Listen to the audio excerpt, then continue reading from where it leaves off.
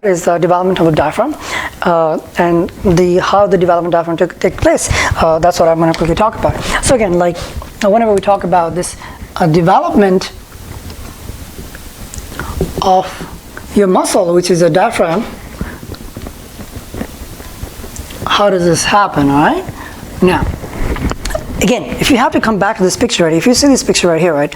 Remember how I draw this? Like the line. This is septum transversum here, and I told you at the beginning of the class that it actually gives rise to the contributes the formation diaphragm, right? How does that do?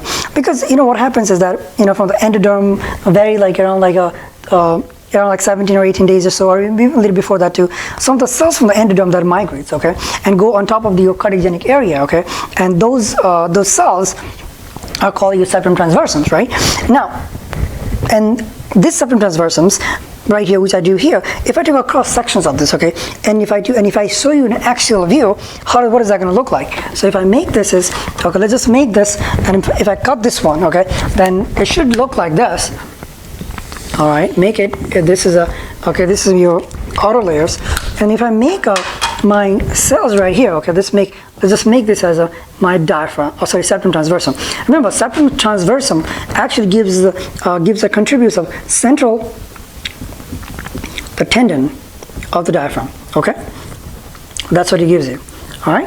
And on top of that, what is that sitting here? Look, if I make a cross section, then I also have to think about this one, right? And what is that? That is going to be my pleuropericardial peritoneal membrane, right? And if I do that in a pink, so let me just write it in the pink too.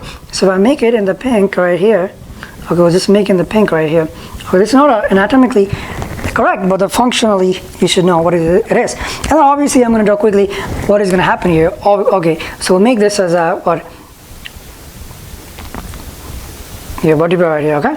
And then, okay, we'll just make it in a different color right here, which is going to be my foregut right here. Okay, if I make it let's just make a foregut for this one. And then you can make it, let's just make this one for understanding. All right? Now we'll just make this. So we'll make this a trachea, and there's going to be a esophagus right here, and let's make a trachea right here, right? And this is going to be what? Pleuropericardial peritoneal canal. That's what this means. And this is septum transversum. What happens is that when these are expanding or getting bigger, what happens is that, especially this guy right here, because your central tendon, your septum tendon must give rise to your central tendon of the diaphragm. But what happens to the pleuropericardial peritoneal canal? What happens is that this will become folds, okay, and they'll start folding and get separate out and gives rise to it becomes pleuropericardial fold and then pleuroperitoneal fold, okay, and those pleuroperitoneal folds. So let's make another diagram right here now. What is a pleuroperitoneal fold now? If I make this one right here, okay, let's just make this pleuroperitoneal fold. Okay, I'm going to write down here. Pleuro, okay, P-L-U, pleuro, peritoneal, it's a fold, right? Fold. What happens is they'll fuse or merge with your septum transversum. All right? They'll fold and merge with your septum transversum right here. Let's just make this as a septum transversum right here. All right? Okay, this is a very, very septum transversum right there. They'll fuse with the septum transversum, and because when they will fuse together, okay, what happens is they'll become the membranous part of the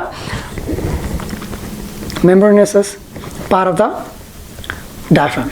All right, that's what these guys do, and they'll also fuse with the septum transversum plus the dorsal mesentery. Because remember, if this is my esophagus right here, look, this is my trachea right here, right? And this is giving rise to like pharynx and all that kind of stuff, right? And then what happens is that this part right here, like all this area, right? This is called my dorsal mesentery. And if I make a diagram, right? Let's just make this. Okay, if I make this tube which has a foregut, midgut, and hindgut. Let's say this foregut, midgut, hindgut. Like, and if I make this side, let's just say this is a back side, we call them a dorsal and the ventral. Your foregut do have a ventral, this is dorsal and ventral mesentery. But your midgut, which this is foregut, midgut, and hindgut, they only have a dorsal mesentery. Okay? So here, what happens is that this dorsal mesentery, okay, and then on top of that, what is also there is that there is also what is this beautiful thing, which is our vertebra, right? Vertebra, and then there's a foreguard down here, right? Because the connections of the vertebra is gonna be by this dorsal mesentery, okay? So later, what happens is dorsal mesentery becomes, because they become scura, C-U-R-A, cura. What is cura means? It's like a legs, okay? It's like a legs, which basically means I think it's called C-R-U-R-A, cura. With the legs that is actually connecting from a vertebra with the diaphragm.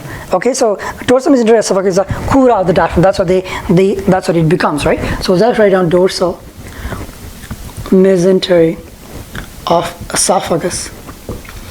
Okay, it becomes the cura of the diaphragm.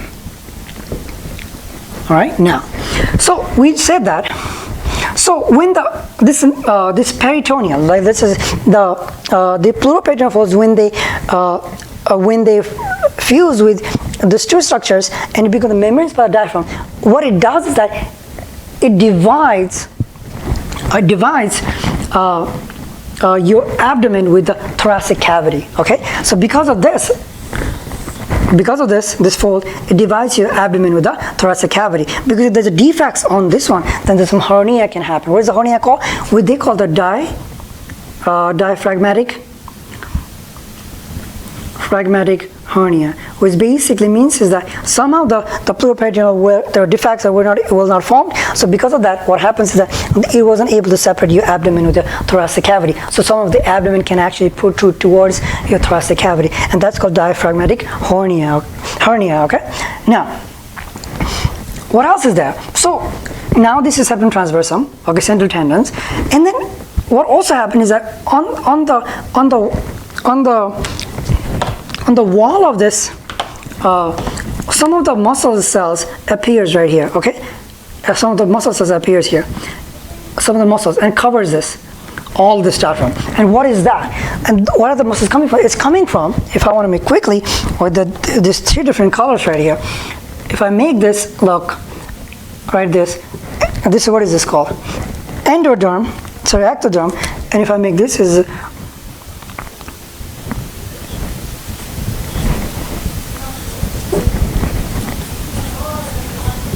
like this, and then we'll make this a last layer, which is going to be my what? This endoderm right here, right? See, like from here, this is called what? Paroxysmal mesoderm, this intermediate lateral, right? This from the paroxysmal mesoderm, so what happens is that gives rise to some called somites, right?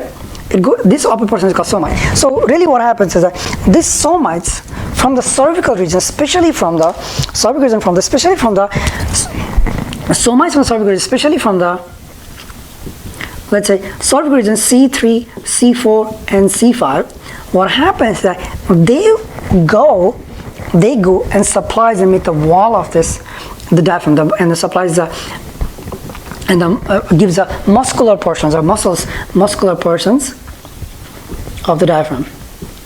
Okay, that's why sometimes you can refer a diaphragm as a phrenic muscles, P-H-R-E, and a phrenic muscle. The reason why is the nerve that comes from C3, 4, C5 is a phrenic nerve. Okay, so that's the reason why we can call them phrenic muscle. That's why diaphragm is also gets supplied by your phrenic nerve. Okay, phrenic nerve. So again, quickly, your septum transversum that gives a rise to your center part of the tendon. Your pleuroperitoneal folds becomes the membranes part of the diaphragms, and then your dorsal mesentery esophagus gives the cura of your diaphragm, and then your somites from the cervical regions like myoblast that gives rise to the muscular portions of your diaphragm. That's what it is, right? And obviously this is innervated by the phrenic nerve. And then we also talk about diaphragmatic hernia also. That's also you get to see that.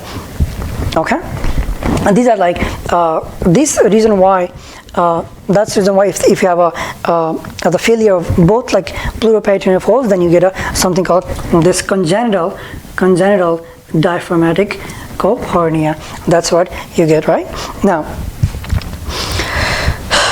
we talked about, so this is what I wanted to talk about. I hope that I made it very clear. So we'll end it right here. Thank you.